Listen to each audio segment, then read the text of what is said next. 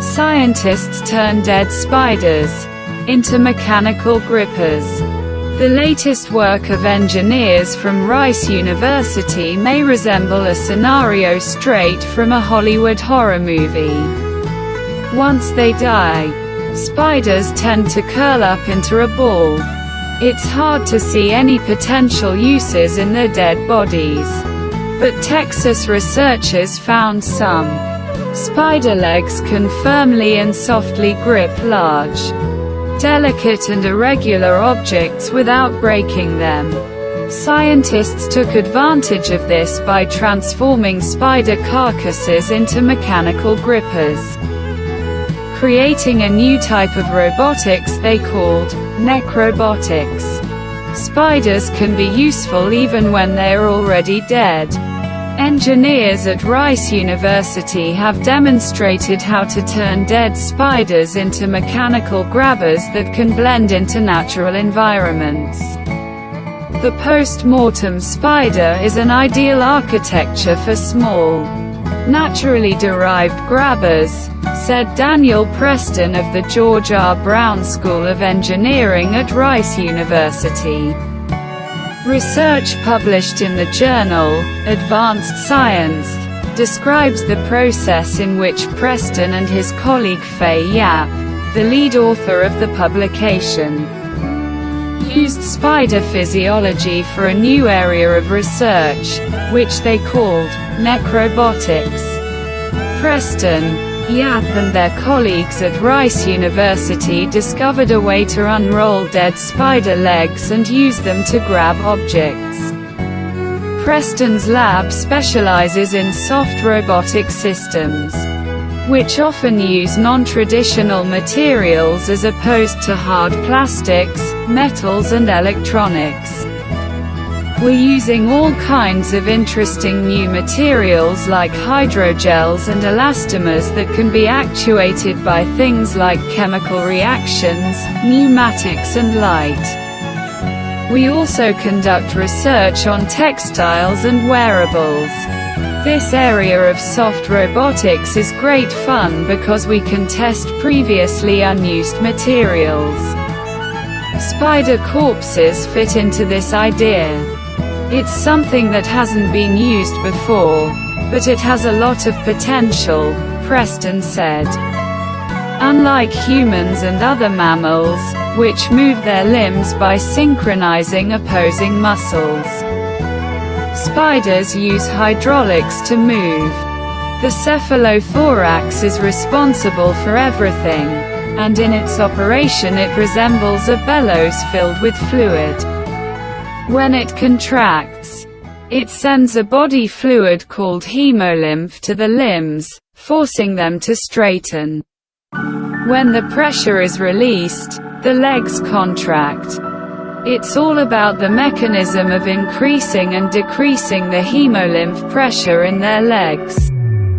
Therefore, when the spider dies, this mechanism stops working and its body curls up into a ball. Spiders do not have antagonistic pairs of muscles. They only have flexor muscles that allow them to fold their legs. They straighten them under the influence of hydraulic pressure. When they die, they lose this ability. That's why their bodies curl up into a ball, Yap explained. Biohybrid robots are nothing new. Recently, Japanese scientists have constructed a robotic finger covered with living, skin-like tissue that can regenerate itself and has the consistency of our own skin because it is actually composed of human skin cells. But using material from a dead organism is new. So scientists believe that dead spider robots have pioneered a new area of robotics, necrobotics. The spiders on whose dead bodies the experiments were carried out are spiders from the spider family. This family includes approximately 2,400 species. The researchers first inserted a needle into the spider's cephalothorax and sealed the area around the injection with a bit of superglue. Just a small blast of air through the syringe was enough to activate the spider's legs, achieving full range of motion in less than a second. Scientists were able to make a dead spider grab a small ball. They used this experiment to determine peak grip strength.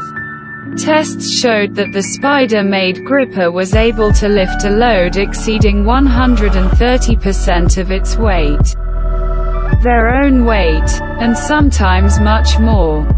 They then demonstrated using the dead spider to lift delicate objects and electronics, including removing a jumper attached to an electrical board and moving a block of polyurethane foam. Manufacturing most human-made robotic components is quite complicated, but spiders are even more complicated. The necrobotics concept proposed in this work uses unique designs created by nature that may be difficult or even impossible to artificially replicate, the researchers write in their paper. According to the authors of the publication, such robots made from dead spiders can be used, for example, in the assembly of microelectronics. They can also be used to capture insects in the wild. Over time, there will probably be more applications. There are a lot of repetitive pick and place tasks that we could look at. It's mainly about tasks like sorting or moving objects on a very small scale. And maybe even things like assembling microelectronics, Preston said. One disadvantage of a dead spider's gripper is that it begins to wear out after about 1,000 cycles of contracting and straightening the legs. Scientists believe this is related to pond drainage problems and could be remedied by using water-binding coatings. A hydraulic mechanism in the cephalothorax allows spiders to control each leg individually, which will be the subject of future research. A dead spider doesn't control it. This worked to our advantage in this study because it allowed us to control all the legs at once, Preston said. The authors of the publication realized that their experiments may sound like the beginning of a nightmare to some. But they emphasized that what they are doing does not qualify as reanimating dead creatures. Even though it looks like the spider has come back to life. We are certain that it is dead and we are only using it as material from a once living spider in this case. It gives us something really useful, Preston said.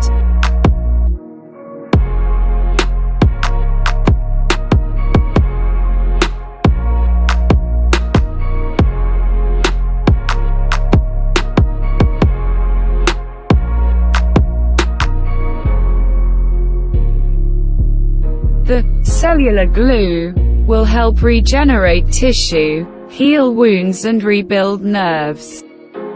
There is no need to convince anyone how important it is to regenerate the tissues and cells of our body. Not only the quality of our life depends on it, but also our health in general, and in some situations even our lives.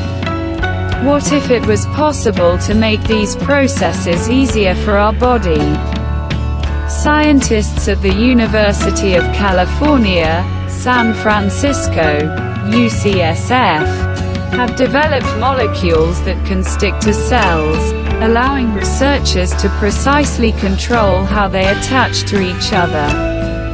According to the creators, molecules referred to as cellular glue are an important step towards building tissues and organs and can give an impetus to regenerative medicine.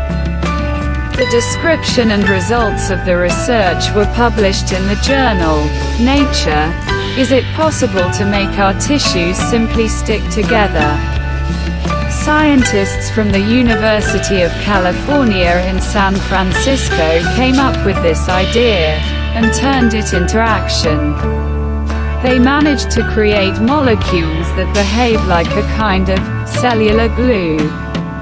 Something like this would not be new to the human interior, because our body has the so-called adhesion molecules. They perform multiple functions.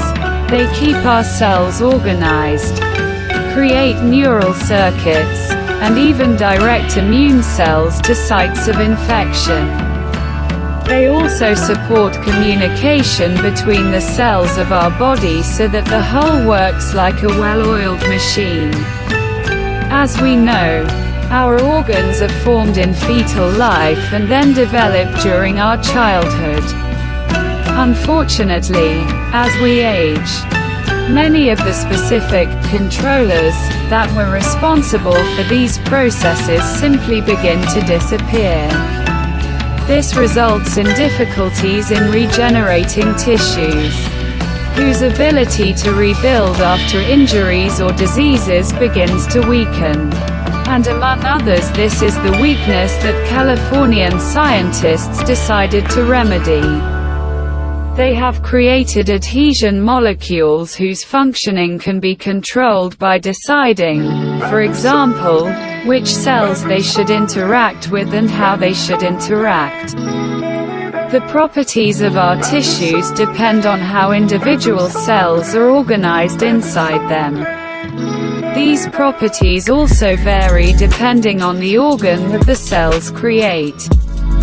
While those forming the liver or lungs are quite closely interconnected, in the case of the immune system, their looser connections are important because the cells should be able to move easily within it.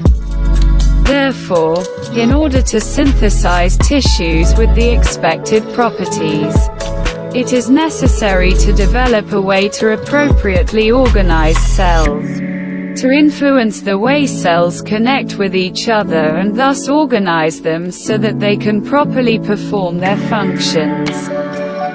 The researchers created their adhesion molecules from two parts. The first of them acts as a specific receptor and is located outside.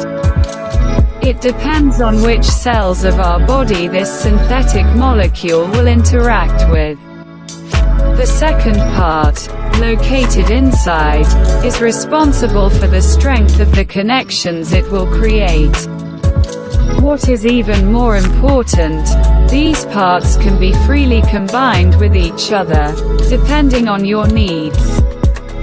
Work carried out in this direction may also be important for the scientific world to better understand how the bodies of organisms living on Earth were created in the course of evolution.